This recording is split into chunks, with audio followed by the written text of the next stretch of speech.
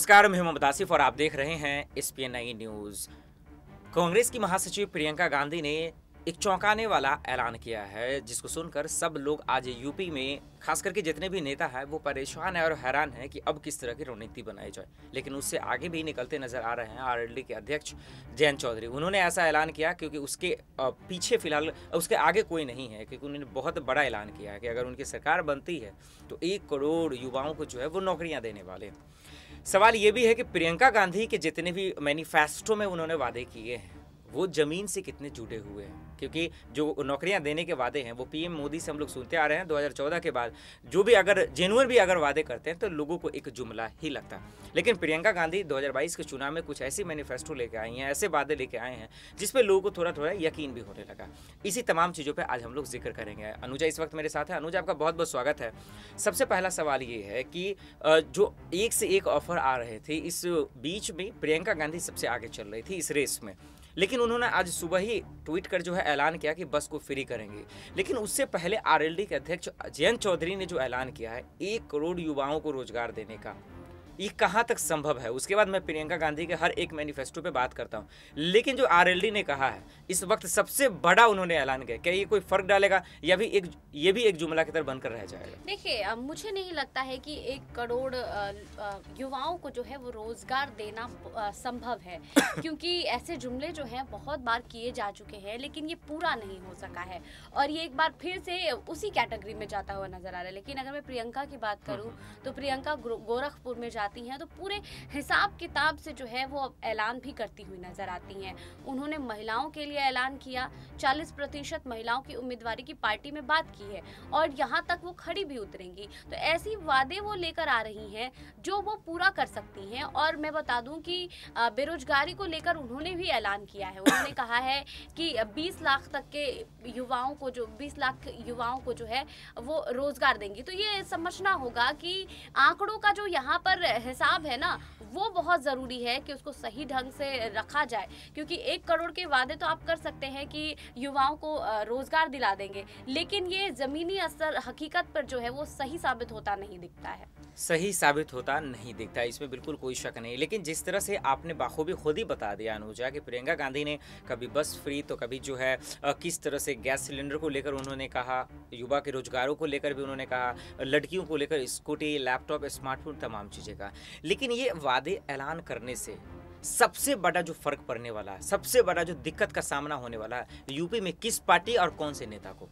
देखिए, इस ऐलान से मैं ये ज़रूर कह सकती हूँ कि बीजेपी पर भी नुकसान तो ज़रूर होगा इसका, लेकिन मुझे ऐसा लगता है कि जो पार्टियां हैं, जैसे सपा हुई, बसपा हुई और कांग्रेस हुई, मुझे ऐसा लगता है कि इन तीनों के बीच ही जो है ये लड़ाई ना रह जाए और योगी आदित्यनाथ और भाजपा जो है इन सब से आगे निकल जाए।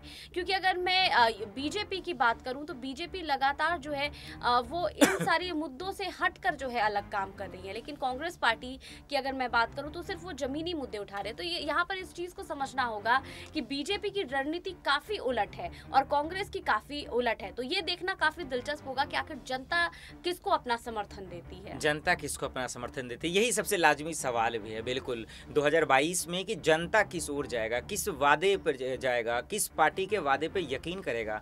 ये तो एक सवाल भी है अनुजा, जो मैं आपसे पूछना ही चाहूंगा। 2014 में एक बहुत बड़ा जो है वादा किया गया जो पूरा नहीं हुआ, आज जनता खुद कह रही है। 2017 में भी किया गया, यूपी में जो नहीं हुआ।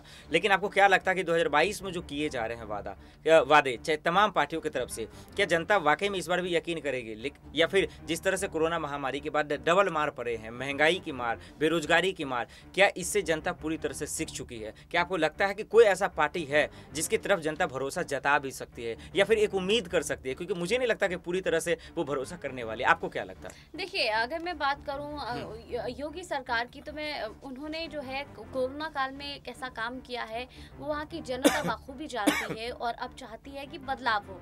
और प्रियंका गांधी की अगर मैं बात करूं तो सिर्फ अभी से ही नहीं वो अपनी सक्रियता बढ़ा रही हैं। बता दूं पिछले 1-1.5 साल से जो है कांग्रेस की प्लानिंग चल रही है और लगातार जो है अगर मैं बता दूं चुनावी दौरे की बात करूं, प्रतिज्ञा यात्राओं की बात करूं तो सबसे पहले कांग्रेस पार्टी ने ही ये सारी चीजें शुरू की थी और इसका रिजल्ट भी बहुत अच्छा होने वाला है, क्योंकि प्रियंका एक तरफ जहां महिलाओं के लिए जो घोषणा पत्र जारी कर रही हैं वो अलग ही है, महिलाओं के लिए अलग घोषणा पत्र अब कांग्रेस पार्टी जारी कर रही है, तो कहीं ना कहीं ये महिलाओं को लुभाने की कोशिश जरूर कर रही है यहाँ पर कांग्रेस, और भला करे भी क्यों ना, क्योंकि प्रियंका गांधी खुद एक महिला है और वो चाहती हैं कि उन्हें महिलाओं का समर्थन प्राप्त हो, और ये चीज मुझे ऐसा लग रहा है कि चुनाव में देखने को भी मिलेगा कि महिला का समर्थन प्रियंका को मिल जाए, महिला का समर्थन प्रियंका को मिल जाए। और यही वजह है कि महिला कार्ड को ही, वोट को ही लेकर आज यूपी में एक नया बहस छिड़ गया है अनुजा। और वो ये कि जब से प्रियंका गांधी ने ये ऐलान किया, चौंकाने वाला ऐलान किया कि 40% महिलाओं को वोट देंगे, उसके बाद तमाम पार्टियों में खलबली मच गई, क्योंकि उनके पास जो रणनीतियाँ पहले से थी वो सब बिगड़ गई है। तो अब ये प्रियंका के इस ऐलान से बाकी पार्टियों की रणनीति क्या होने वाली है, क्योंकि अमित शाह आते हैं महिलाओं की ही बात करते हैं, पीएम मोदी आते हैं महिलाओं की ही बात करते हैं, कई पार्टी तो ऐसे हैं कि महिलाओं के लिए सम्मेलन शुरू कर दिए हैं। आपको क्या लगता है कि प्रियंका गांधी ने सबकी रणनीति पर पानी फेर दिया? जी कह सकते हैं, क्योंकि बीजेपी ने भी ऐसी ही रणनीति अपनाई थी, लेकिन बीजेपी के पास जो है वो महिला नेता कह सकती हूँ यूपी में इतनी स्ट्रॉन्ग अभी दिख नहीं रही है जो कि प्रियंका को जो है टक्कर दे सके, क्योंकि प्रियंका जो है पूरी बागडोर अकेले संभालती हुई नजर आ रही है। तो इसीलिए कुछ दिनों पहले जो है स्मृति ईरानी उत्तर प्रदेश भी गई थी और वो डायरेक्टली जो है वो प्रियंका गांधी पर निशाना साधती हुई नजर आई थी। तो ये जरूर कह सकते हैं कि जैसे जैसे चुनाव नजदीक आएंगे वैसे वैसे बीजेपी भी अब चाहेगी कि उनकी जो महिला नेता हैं वो वहां पर जाए और अपनी बातों को रखे और उनका जो मैनिफेस्टो है वही बताएं, और इसी वजह से स्मृति ईरानी भी अब उत्तर प्रदेश में मुझे लगता है कि वो नजर आएंगी और बहुत जल्द प्रियंका गांधी और भी ऐलान कर सकती है, क्योंकि जितनी बार वो प्रतिज्ञा यात्राएं कर रही हैं उतनी बार नए नए ऐलान जो है कांग्रेस पार्टी करती हुई नजर आ रही है, नए नए ऐलान करती हुई नजर आ रही है। क्या अभी तक जितने भी ऐलान किए हैं प्रियंका गांधी ने, अनुजा आपको क्या लगता है कि चुनाव में ज्यादा दिन का वक्त तो नहीं है, क्या इसके बाद और भी कोई ऐलान होगा? क्योंकि कल उन्होंने जो भी कुछ कहा, फिर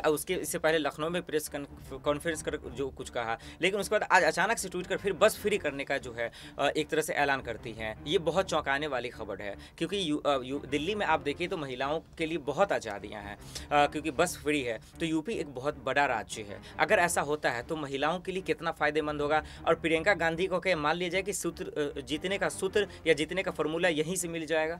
जी मैं जैसा कि कह चुकी हूँ कि कांग्रेस पार्टी जो है महिलाओं के लिए अलग घोषणा पत्र जारी कर रही है, जिसमें पहले जो है वो 40% महिलाओं की उम्मीदवारी की बात करती है, उसके बाद 12वीं पास छात्राओं के लिए स्मार्टफोन की बात करती है, ग्रेजुएट पास छात्राओं के लिए इलेक्ट्रिक स्कूटी की बात करती है, अब महिलाओं के लिए बस में फ्री की बात करती है। तो ये सारी चीज़ें जो है वो महिलाओं के लिए हुई है, महिला सशक्तिकरण की, महिला सुरक्षा की बात कर रही हैं। तो ज़रूर कह सकती हूँ कि इसका फायदा जो है चुनाव में कांग्रेस पार्टी को ज़रूर मिलेगा।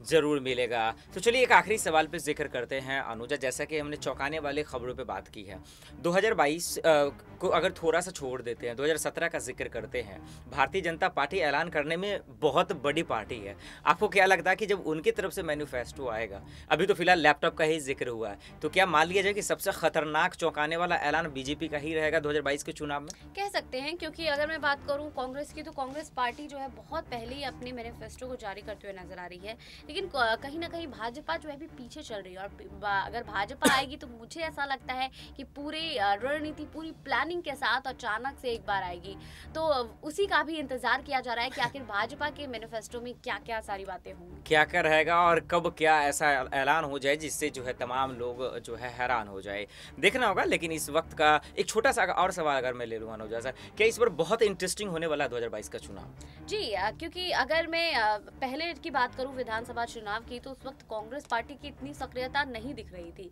लेकिन इस बार जैसे जैसे प्रियंका अपनी सक्रियता बढ़ा रही हैं, सभी जिलों में जा रही हैं, प्रतिज्ञा यात्रा कर रही हैं, अलग रणनीति दिख रही है, उसके तहत काम कर रही हैं, भाजपा अपने हिसाब से काम कर, सभी पार्टियां जो है इस बार जो है वो शामिल होती हुई नजर आ रही है और काफी एक्टिव भी नजर आ रही है। तो कह सकते हैं कि इस बार का चुनाव काफी दिलचस्प होने वाला जैसा अनुजा बाखूबी बता भी रही हैं। यानी प्रियंका ने जो चौंकाने वाला ऐलान किया है, इसका मतलब ये है कि 2022 में चौंकाने वाले नतीजे भी आएंगे। अब देखना होगा कि 2022 में होता है क्या। बहुत बहुत शुक्रिया अनुजा इन तमाम सवालों का जवाब देने के लिए।